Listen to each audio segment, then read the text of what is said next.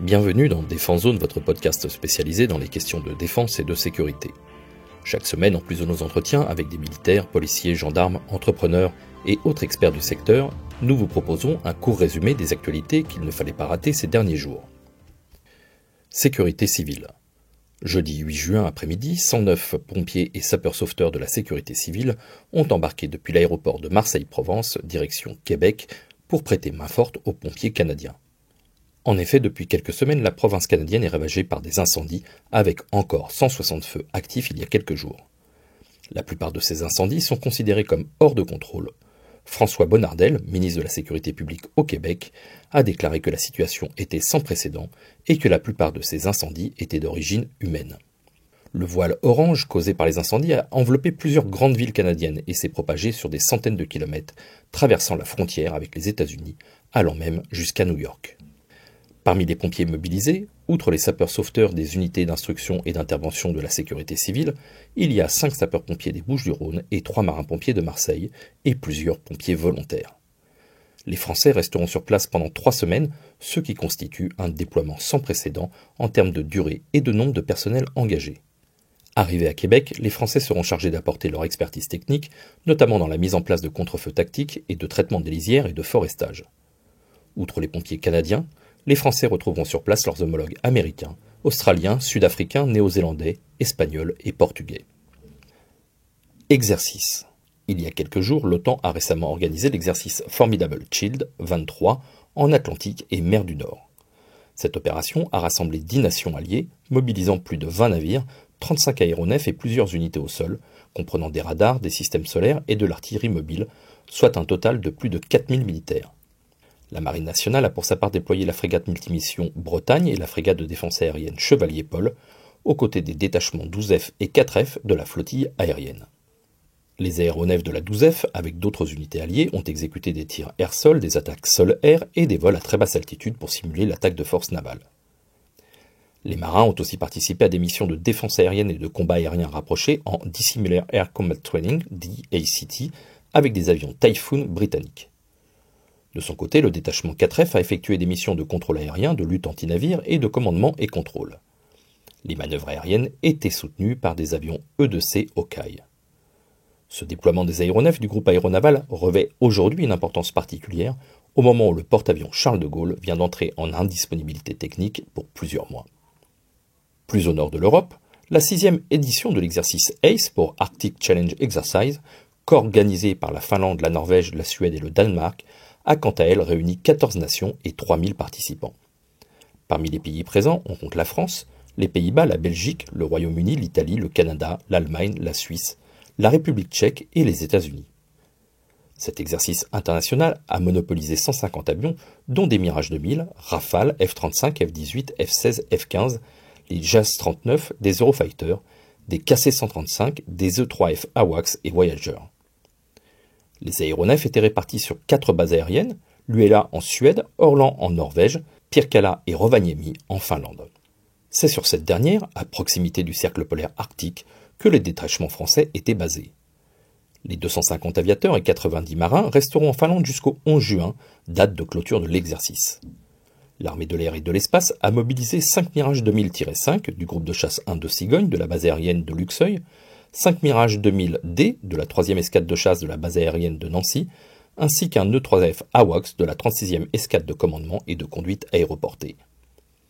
Les 6 Rafales appartiennent quant à eux à la Marine nationale.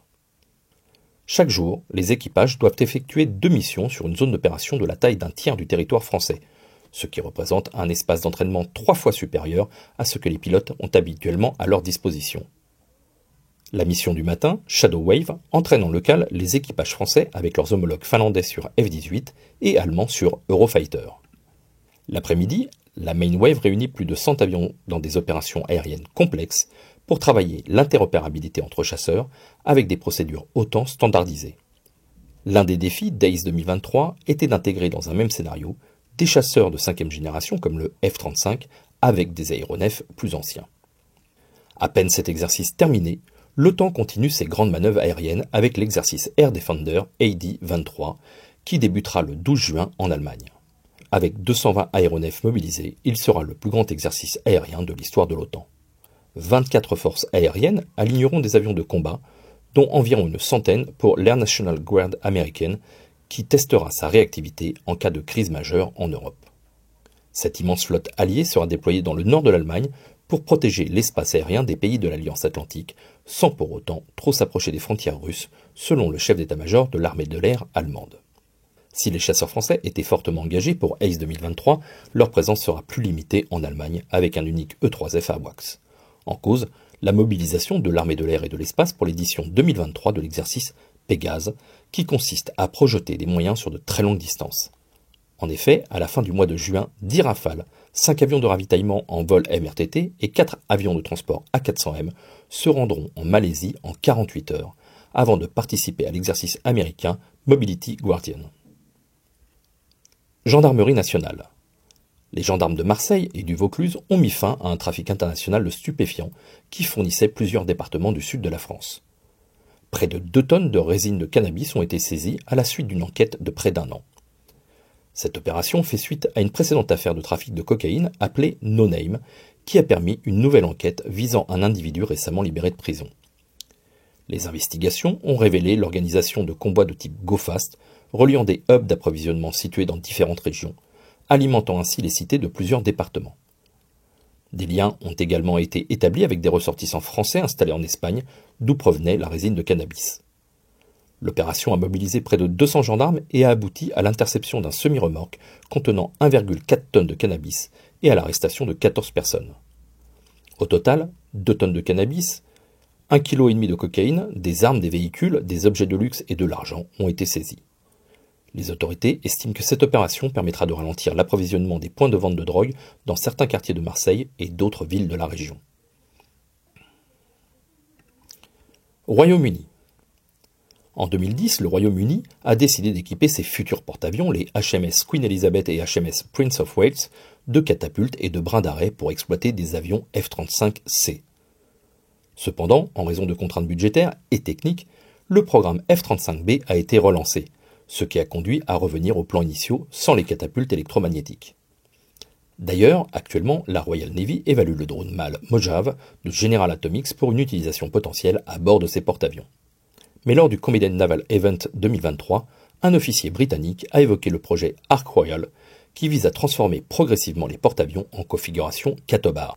Cette évolution permettrait d'améliorer les capacités opérationnelles des porte-avions, d'utiliser des avions de combat et des drones, et de renforcer la coopération internationale. La transformation se ferait progressivement pour répartir les coûts financiers.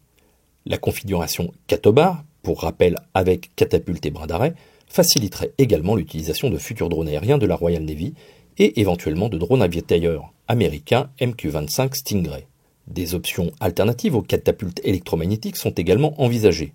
Cette transformation sera cependant un processus complexe nécessitant des ajustements et des investissements importants, même si des espaces ont déjà été prévus à bord pour l'installation éventuelle des catapultes et des brins d'arrêt et pour les équipements nécessaires aux drones embarqués. Pays-Bas. Après les coupes budgétaires drastiques au début des années 2010, les Pays-Bas cherchent désormais à retrouver les capacités militaires qu'ils avaient sacrifiées en imposant d'énormes restrictions à leurs forces armées. Ainsi, après avoir récemment annoncé des mesures en matière d'achat de pièces d'artillerie et l'intention de réactiver des bataillons de chars, le ministère néerlandais de la Défense a déclaré le 5 juin dernier son intention de commander 14 hélicoptères H225M Caracal à Airbus Hélicoptères. L'objectif est de convertir un escadron du commandement des hélicoptères de la Défense en une unité dédiée aux opérations spéciales. Le renforcement des capacités des forces d'opération spéciales pour les opérations terrestres et maritimes est l'une des priorités du mémorandum de la Défense publié en 2022, a rappelé récemment le ministère de la Défense néerlandais. Il a été également précisé que les 14 Caracal devraient remplacer les 12 hélicoptères Cougar qui atteindront la fin de leur potentiel en 2030. Selon le secrétaire néerlandais à la Défense, Christophe van der Maat, ce choix en faveur du Caracal a été fait après plusieurs vols d'essai impliquant également l'UH-60 Black Hawk de l'américain Sikorsky. Alors que l'OTAN réclamait depuis un certain temps la création d'un escadron d'hélicoptères dédié aux opérations spéciales au sein des forces aériennes néerlandaises, il n'est pas exclu que la perspective d'un partenariat avec la France afin de bénéficier de l'expérience de l'escadron d'hélicoptères 167 Pyrénées de la brigade des forces spéciales Air ait pu influencer la décision d'Amsterdam. L'escadron français, déjà équipés de Caracal, devraient à terme récupérer ceux actuellement utilisés par le 4e régiment d'hélicoptères des forces spéciales, qui s'équipera progressivement de NH-90 FS grâce à la prochaine loi de programmation militaire. Voilà pour l'essentiel de l'actualité cette semaine. Pour en savoir davantage sur cet univers et pour découvrir tous nos articles et reportages, rendez-vous sur notre site internet défense-zone.com. Pour plus de brefs, d'articles de fond et de photos, nous éditons également tous les 3 mois un magazine papier que vous pouvez recevoir en étant abonné à notre espace premium. Il vous permettra aussi d'avoir accès à des contenus exclusifs sur nos différents supports. Vous trouverez tous les liens nécessaires dans la description de cet épisode. En attendant, nous vous souhaitons une bonne journée et nous vous donnons rendez-vous la semaine prochaine pour un nouveau résumé de l'actualité des forces de défense et de sécurité.